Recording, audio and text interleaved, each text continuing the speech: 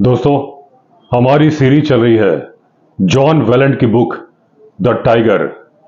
पिछले एपिसोड में आपने देखा था कि यूरी ट्रश, जिन्हें सूचना मिली थी कि टाइगर ने एक इंसान को मार दिया है, और वो अपना ट्रक और अपने साथी लेकर घने जंगल में बने हुए कैबिन के पास पहुंचे थे, जिसके चारों तरफ थी बर्फ ही बर्फ।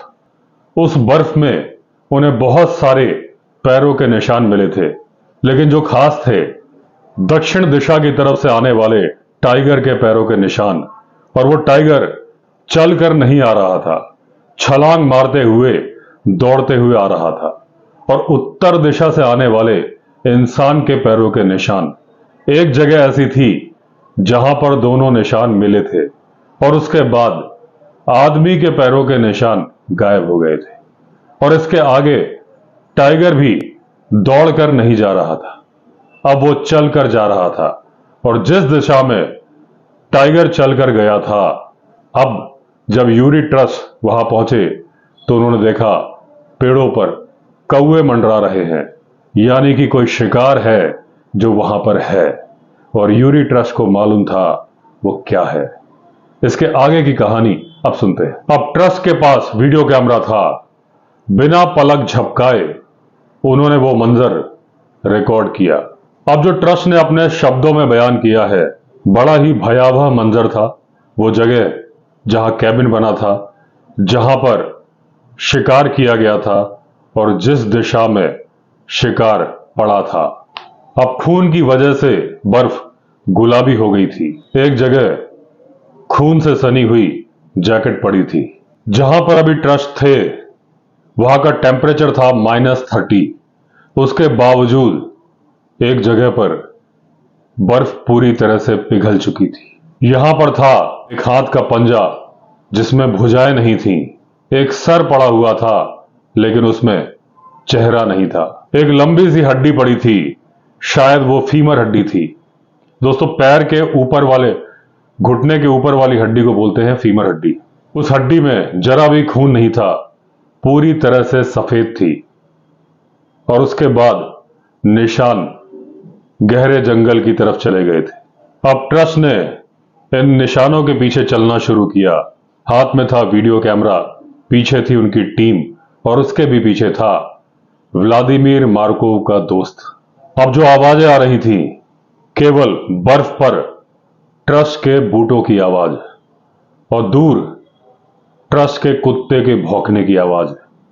बाकी की टीम सदमे में थी, कोई बात भी नहीं कर रहा था, यहां तक कि गहरी सांस भी नहीं ले रहा था। अब जो ट्रस्ट का हंटिंग डॉग था, लिटिल लाइका, वो काफी आगे आगे चल रहा था।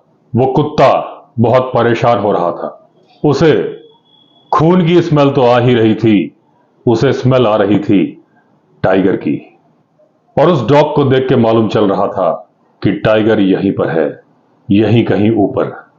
ट्रस्ट के साथियों ने अपनी अपनी राइफल कंधों से नीचे उतार ली थी, और उन्होंने ट्रस्ट को वैसे ही कवर किया था जैसे फिल्मों में कवर किया जाता है। अब फिर ये लोग एक ऐसी जगह पर पहुंचे जहां पर बर्फ पिघली हुई थी। वो एरिया अंडाकार आकार में था, कुछ टहनियां टूटी हुई पड़ी थी, कुछ अवशेष थे, और यही थे अवशेष जो बाकी बचे थे व्लादिमीर मार्कोव के। पहली नजर में देख के लग रहा था किसी ने लॉन्ड्री के लिए कपड़े फेंके हैं, लेकिन जो वहां पर बूट हैं वो ये बयान कर रहे थे कि ये कपड़े नहीं, यहां पर था इंसान।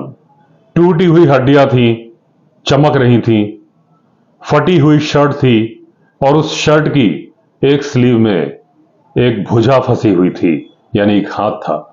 ट्रस्ट ने बहुत खून देखा था लाइफ में, लेकिन अपनी जिंदगी में इतना भयानक मंजर जिसमें एक इंसान को इतने गुस्से के साथ मारा गया हो, पहले कभी नहीं देखा था।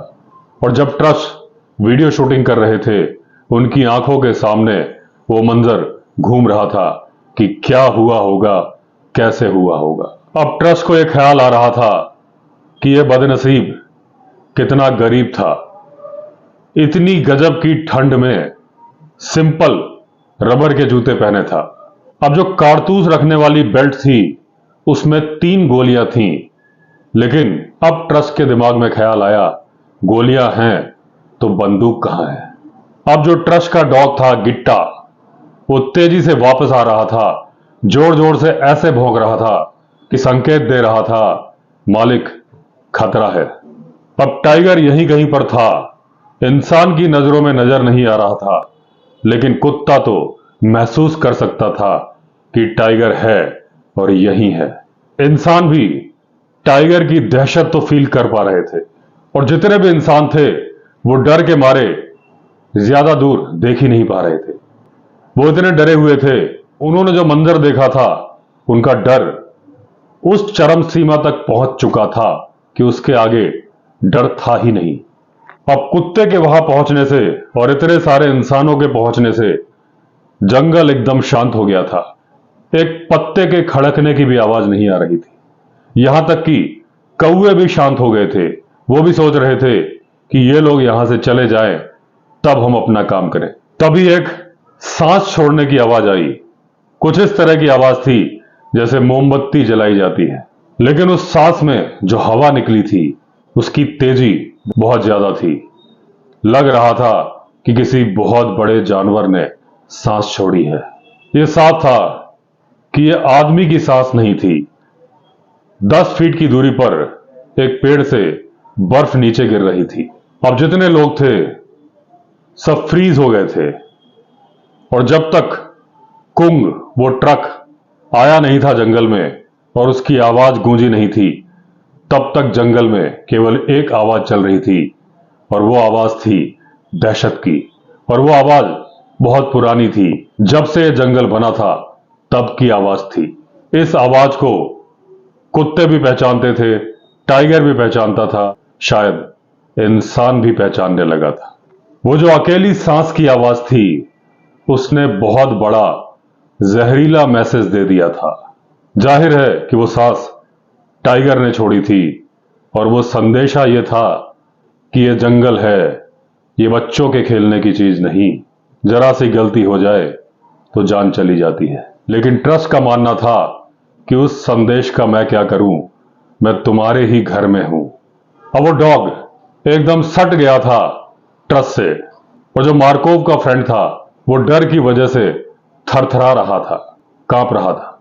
टाइगर ने जो सांस छोड़ के संदेशा दिया था उसने इन लोगों को बुरी तरह झकझोर दिया था। अब जो मार्कोव का फ्रेंड था वो ट्रस्ट को पहले से जानता था, क्योंकि एक बार उसे पकड़ा था ट्रस्ट ने अवैध हथियार रखने के जुर्म में और अवैध शिकार करने के जुर्म में। उन 3 लोगों में केवल जेत्सेव की गन लाइसेंस वाली थी, लेकिन बहुत छोटी थी टाइगर के सामने। बाकी 2 ने अपने अवैध हथियार जंगल में छिपाए हुए थे। वो उस कुत्ते से भी ज्यादा लाचार थे, लेकिन ट्रस्ट भी निहत्था था। यहां आने के पहले यह बात चल रही थी कि कौन जाएगा उसे ढूंढने, और जो ये टैगा क्षेत्र है, साइबेरियन टाइगर का घर, यहां पर डरना कोई पाप नहीं है, लेकिन कायरता पाप है। और ट्रस्ट कायर नहीं था।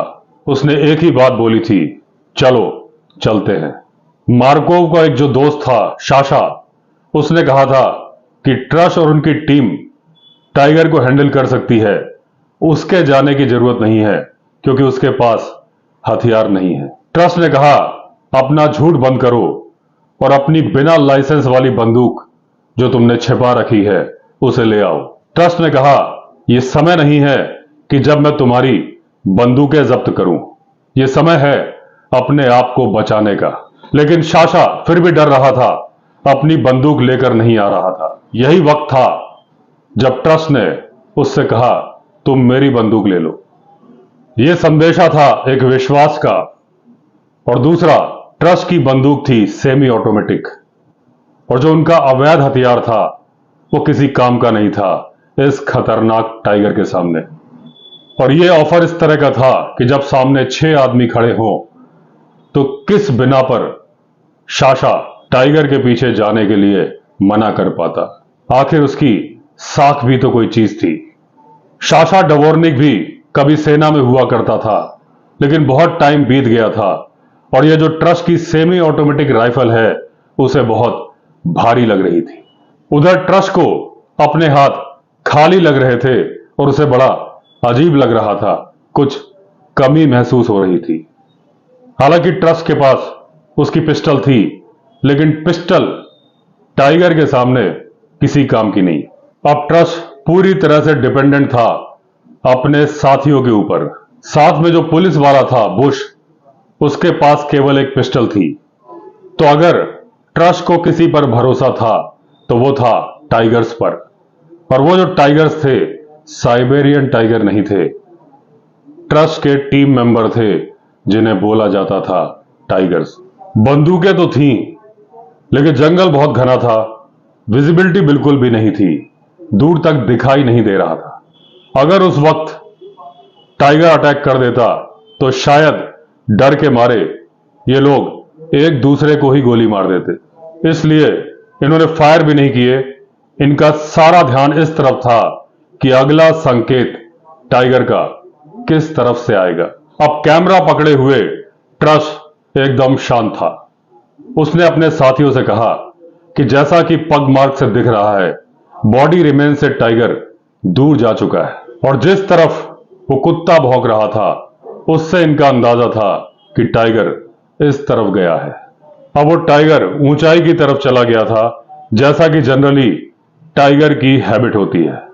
ट्रस्ट को लग रहा था कि टाइगर बहुत ज्यादा दूर नहीं है, 40-50 गज की दूरी पर होगा और बर्फ बहुत ज्यादा गहरी नहीं थी। उन कंडीशंस में टाइगर 40 गज की दूरी केवल 4 सेकंड में कंप्लीट कर लेता। अब ये वो कंडीशन थी कि जब ट्रस्ट ने अपना कैमरा बंद कर दिया, अपनी राइफल वापस ले ली और अपने कदम पीछे हटाने शुरू कर दिए, क्योंकि आने वाला था खतरा।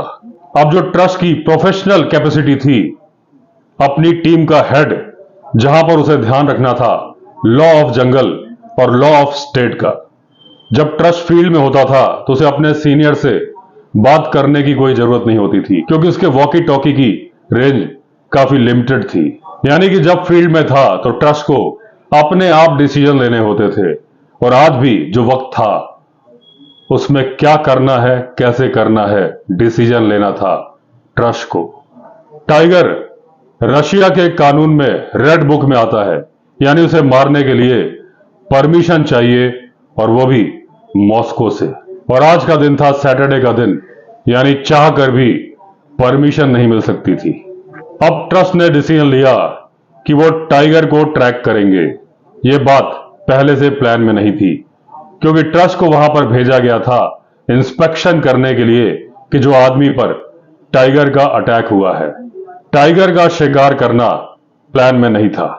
ट्रस्ट की टीम में आदमी भी कम थे, अंधेरा हो रहा था और जो मार्कोव के फ्रेंड थे वो कोई हेल्प नहीं थे, उल्टा लायबिलिटी थे, जिम्मेदारी थे। तो दोस्तों आज के एपिसोड में इतना ही।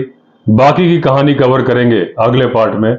अगर आपने चैनल सब्सक्राइब नहीं किया है तो चैनल सब्सक्राइब कर दीजिए। चलिए फिर मिलते हैं, तब तक के लिए all the best. Vande Mataram.